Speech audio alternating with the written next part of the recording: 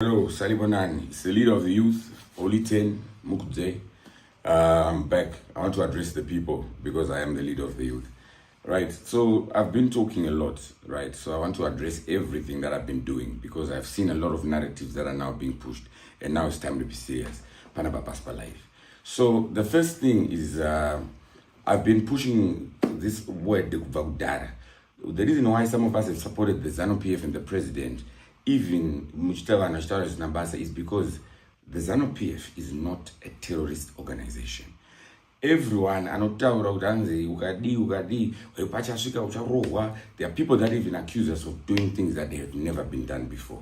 So I decided to take it upon myself to do something that can show you that no one is going to kill you, no one is going to torture you, no one is going to come and beat you, burn you, whatever, like what they say on their Twitters and everything. You've heard them speaking.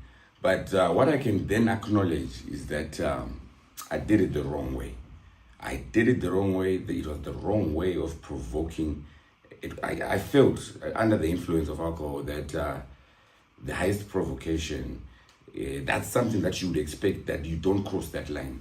But then that was my decision, wrong decision. Those are my brothers from the jump here. Those are my brothers. Never lie to anyone. Everyone knows that those are my brothers and we're family. So I want to take this time to apologize to my brothers, Sean and Collins, when I was trying to prove to them that the country is a safe place. I shouldn't have gone for your names, and I was a bit drunk. I was drinking, I was excited of my life and everything like that. There's also another step that I've decided to take. Since I'm here acknowledging that now it was also alcohol that was now in the mix. And as someone that has been speaking against my drugs, as the leader of the Youth Speak of the Truth, I've decided to go and check myself into a rehabilitation center. Because number one, it's not the first time that I've come here saying I've done this because of alcohol. So now we need to fix that alcohol stuff. Number two, I've been trying to help others against alcoholism. So this will also set an example for the youth that this is the way that you deal with these problems. This is the way, because the president has acknowledged that the drug problem, alcohol problem, substances problem is an actual problem in our country. So I've decided to take it upon myself to go to a facility, a rehab, one of the best in the world, one of the best, to show the youth, because the youth are watching, this is the way to get help if this is your problem.